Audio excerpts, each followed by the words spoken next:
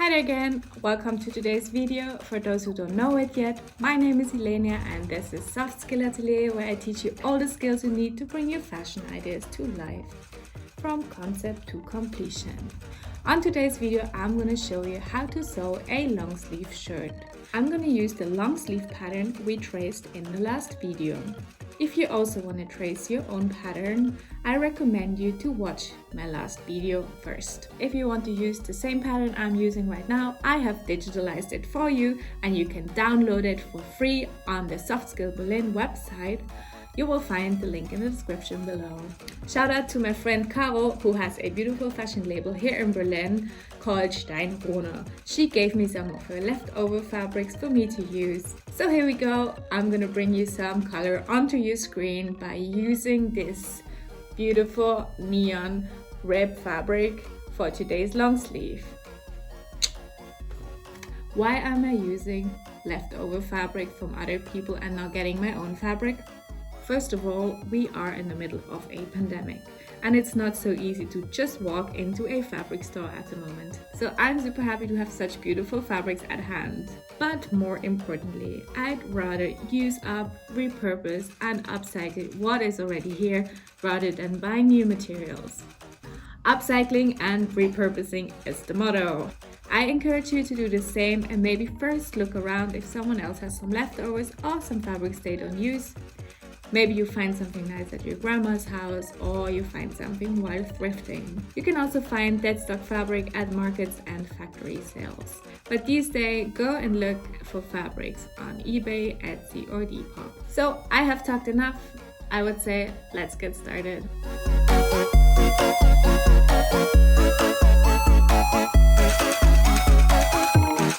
For today's session we need paper scissors and fabric scissors, thread, a pencil, pins, a set square, some weights, and fusible lining for stretchy fabrics. You need your fabric, use something stretchy and not too thick, the pattern you want to use, and obviously your sewing machine. I am planning to adjust my pattern a bit and go from that long, almost dress-like shirt to a shorter top with a slight curve on the hemline.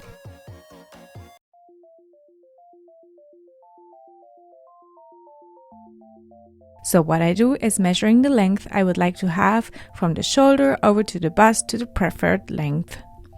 I decided to have it shorter on the side and longer in the middle. So I marked this point with the length I want and connected it with a curve, making sure that the angle between the new hemline and the middle seam and also between the side seam and the hemline has a 90-degree angle. Then I added the seam allowance and cut it out. Next, doing the same thing on the back piece, I copied the front line to the back piece by simply tracing the line.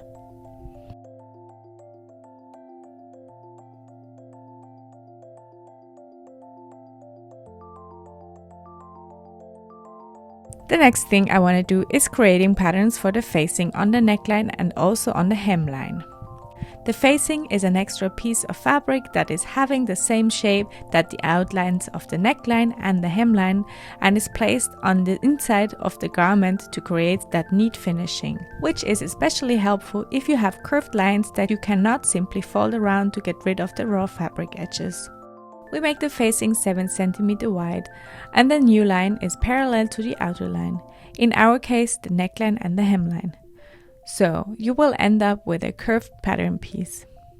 If you have marked your new lines, take an extra piece of paper and copy it onto that piece and cut it out. We do the same thing also on the back. We prepare the fabric double layered. My fabric is a tube and doesn't even need to be folded. Make sure that the fabric is folded along the grain line. With stretchy fabric, the most important thing is that the most stretchy direction will be the one you will use as your width in the top and not your length. Now put all your pattern pieces on the fabric. The body part needs to be exactly placed on the fabric fold with their center back and front line, so that the two layers of fabric will be attached by the fold when you cut out the body parts. Also, the pattern for the facing pieces need to be lined up with the folded side of the fabric. Fix them with pins and weights so they won't move while cutting out. After you have cut everything, remove the pattern paper. Before we start sewing, I want to quickly show you which stitch I picked to sew the elastic fabric. I decided I will only use household machines for this series, so my projects are doable for everyone and doesn't require any additional machines. So the machine you would usually use for this fabric would be an overlocker that has the quality of a straight stitch on the outside and is elastic through its stitch pattern. I looked for something which won't rip on elastic fabrics like a straight stitch, but also wouldn't have too much space between the individual stitches like a zigzag. So I picked this one, which is a combination of zigzag and straight stitches. Additionally, it gives you almost some sort of overlock finishing touch. We start now by sewing together the shoulder seams. Make sure they line up and you start sewing on 1 cm inside the edge. After you've done sewing the shoulder seams, give them a quick press and we head on to attaching the sleeves. As I said already in the introduction, there are 2 different ways of attaching the sleeve to the body. We start with the first version by closing one side of the body on the side seam and also taking one sleeve and sewing the lengths together, so we already have 1 2-leg sleeve. Make sure you pick the right sleeve for the right side. Each sleeve has a front and a back side that is attached either on the front side of the armhole or on the back. The front curve looks more steep and the back curve of the sleeve round is more flat. After closing the side seam and the arm seam comes the more tricky part of sewing a shirt. We need to pin in the sleeve. Start by making sure the body part is inside out and the sleeve is flipped around the right way, so that the seam allowance is inside the tube. Lay the body flat on the table and pull the sleeve right through the armhole, until the whole sleeve is inside the body. Now you have access to connecting the sleeve to the body. Start with the first pins where the side seam and the sleeve seam get together. They need to exactly line up. Now start pinning all the way around the armhole and make sure the sleeve is pinned on evenly. Basically make sure that the edges of the body part and of the sleeve always line up with each other. If you're done, you can sew it on by using the same stitch than before. This technique is not really common for sewing on sleeves on elastic fabric. It is more used on tailored, non-stretchy and more stiff materials like suits, coats, blouses, etc. So for jersey shirts, I would usually recommend the second way I'm going to show you right now. So again, lay your shirt in front of you. This side, the side seam is kept open and also the sleeve seam stays open for now. We will first attach the sleeve to the body and in a second step, close the sleeve and the side seam in one run. After you have sewn on the second sleeve, pin the side seam and the sleeve seam together. Make sure the 2 ends of the armhole seam will exactly meet underneath the arm and line up. Then you start closing the side seam by using the same stitch than before. Now give all seams a proper press. The shirt is already very much looking like a shirt, but we still need to focus on the finishings, so that we don't have any raw edges showing. We start with the neckline facing. We need to fuse some lining on the pieces so that they stay where they are supposed to stay, and give the neckline a defined look. Lay your folded facing piece on top of the folded lining. Make sure the folded parts are lining up. Now move over to the ironing board and fuse them on. Make sure you iron the fusing on the right way. The lining is a bit rougher on one side. That's because there are little glue spots on the fabric that will melt into the fabric with heat. So they should look towards your fabric. Then we connect the facing front and back piece so that they create a ring together.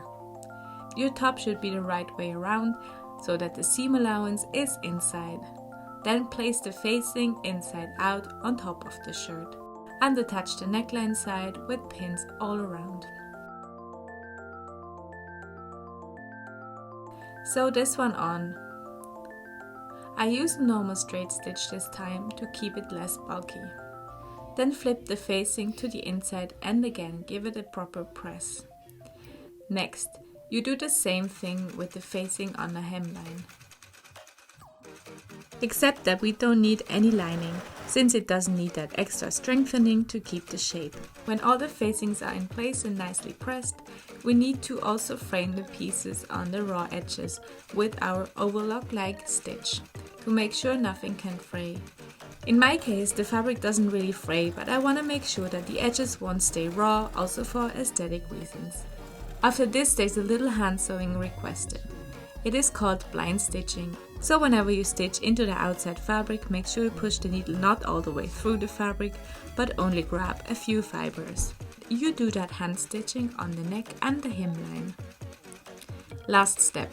We need to take care of the sleeve ends. This is quite simple. We can just fold them in 2 cm, press them and then fix the fold with a top stitch.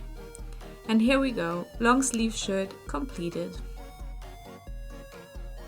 Cut back all the excess fabric on the seam allowance and make sure that there are no hanging threads anywhere left.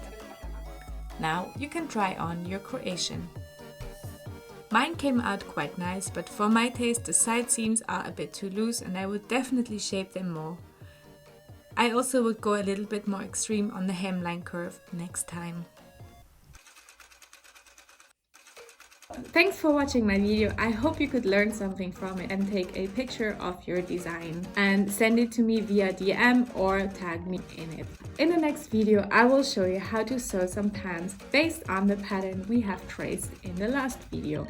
If you like my videos, please let me know with a thumbs up or a comment, and make sure you don't miss any of the upcoming videos by subscribing to Soft Skill Atelier channel. I see you next time. Bye!